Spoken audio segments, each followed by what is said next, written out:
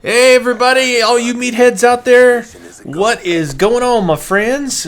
I'm gonna show you a little bit of gameplay here in the background while we talk. This is that, what is that boat map? Hijacked. This is gameplay from pretty early on, like the first or second day, I think, of that the game came out. So I don't know a whole lot about a whole lot in this game, but it's kind of just a backdrop.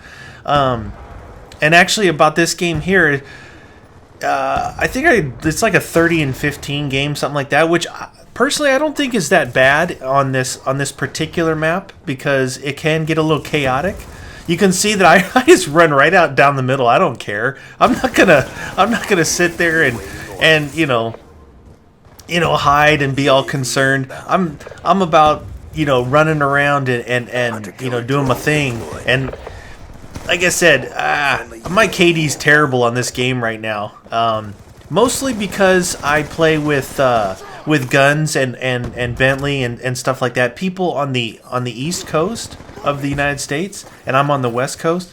So I would say about 95% of the lobbies is a 3-bar. It's pretty funny because I'll always point it out during the games to guns. I say just hit your start real quick, or select whatever it is, and look at the lobby. The whole lobby will be 4 bars, and you see Meatius there on his little 3-bar. But I've learned, like, some games, a lot of the games I would say are playable. There are some that I wish I could just hide in a corner, and I've tried. I've literally tried that. I just know. I'm like, look, I'm not that bad of a player. I know the connection's against me in this game, so it's gonna happen. So I switched to that ghost class, that default ghost class, and I try and hide, but you know how ghost, it's funny, I'll say ghost disappears, right? So ghost stops being effective if you're sitting still, and you can actually look at your own triangle on the minimap. You can see, like here, you see how it's solid yellow? When you're running that ghost class, it will fade your outline of your character out, and that way ghost is in effect for you. So if you guys didn't know that, and you do have to jump on there and run ghost for yourself, that's one way that it's being effective. So say you might be waiting in a certain area. Like I remember in Yemen, I was kind of hanging out in a general area, and I kept moving around making sure that triangle, I don't mean like running around in a little tiny circle in a room. I mean moving around a general, like, I don't know, 50 foot radius area.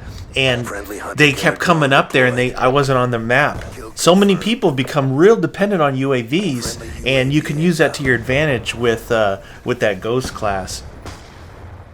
And I think that I think it's pretty balanced as far as compared to the ghost from before, where people would just use it to camp with. I mean, and look. Very specifically, words, the community has kind of adopted its own vocabulary, right? Camping, rushing, try-harding, quick-scoping, all these words, right, that we use. I just want a clarification for you guys. When I say camping to me, like, if you want to use camping as, say, like a derogatory term, like, say you want to insult someone by saying, oh, you're just a camper. Well, to me, what that is someone who would, like, back themselves into a corner, right, and wait for someone to run by so they can shoot him in the back. Now that to me is like camping, and that's what would be frustrating for me. If there's a guy, say, on both sides of this boat, whatever, there's areas in the top where they can sit up there and snipe or try and pick you off with an assault rifle. Yes, it's staying in one spot, but I wouldn't consider that camping to the effect of that it's gonna be aggravating to me, because they're not just sitting in a corner hiding. They're exposing themselves in that window. You can shoot up there, you can throw grenades, they're there shooting. So that isn't nearly as bad. It's not my play style, but that doesn't mean that it's not okay to do that. It's not that big of a deal. It's the people that may sit in a corner and shoot you in the back, and then you go back there to check, so you say there's no way they're still there, and they are.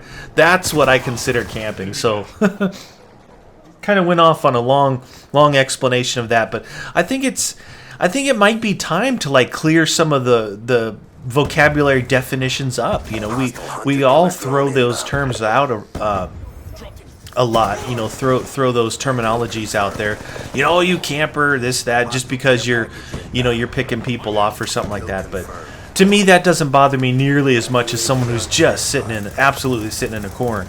But you can't really do that as much in this game with the UAV spam that's going on. And again, this gameplay here is from really early on. I'm actually second prestige, close to 50. You know, almost getting ready to go into a third prestige. So I went all the way up to 55, and I prestiged twice, and I'm on that, you know, getting ready to go towards the third one right now currently. Despite the connections, I'm having a good time with the game still. I had said before that I have missed out on a couple of years of Call of Duty multiplayer gameplay because, you know, Modern Warfare 3 I played for a couple months, and then I just it wasn't that I hated the game. It's just that it just didn't do it for me. You know, the combination of a lot of stuff, the gameplay, the connections, all that stuff didn't really work for me.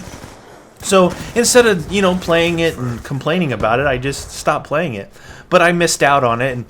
And Black Ops, the first one, didn't work for me either, really. So same thing there. Not the end of the world. But this one here, I'm actually having a lot of fun. I don't know if it's because I haven't played in so long or what. But one thing that I've done for myself is I know the kind of player that I am. I know I rush around. I know that I'm better than average. Okay, I'm a better than average player. Usually, if the connection isn't completely against me, I'll be, you know, top 1, 2, somewhere in there normally every game. And, you know, that's what I strive for, but it's not the end of the world if I don't get there. But with this one, you know, and kill to death ratio is like a stat that's kind of cool to look at and say, you know, it maybe if you don't have as much confidence in your game, or if you think just because you make YouTube videos that you have to have a certain kill to death ratio to post or to be able to make entertaining games for people to watch, or you have to have a certain KD just to, you know, give tips or things like that to other players to help them get better. That's not true. That's not true at all. And because of that, realizing that, you know, connections in here will sometimes help the other player outgun me in a gunfight, that it doesn't bother me now. It doesn't bother me, and it really had, to be honest with you, it hasn't bothered me in a long time with the KDs. I don't know, rushing around, you know, normally carrying maybe a little over a 2 KD, somewhere in that area. This one, I'm way below that. I am way down. I might be around 1.3 or something. But again, it's mostly because the friends that I play with, I like playing with a couple of people, and, you know, running on mostly East Coast type hosting. You can tell by the excuse me, by the lobbies. But as long as you're okay with that, who cares? Don't let it bother you. Throw that out the window and just play. That's what I've been doing, rushing around. I'm gonna bring you guys another gameplay today, and we'll talk about zombies. I know you guys have been looking for it. The one thing I wanted to point out in this game here at the end, the main thing is not the kills or deaths, but the confirms. Look at the confirms I had, 32 of them. Not too bad for the Meatius. See you guys next time.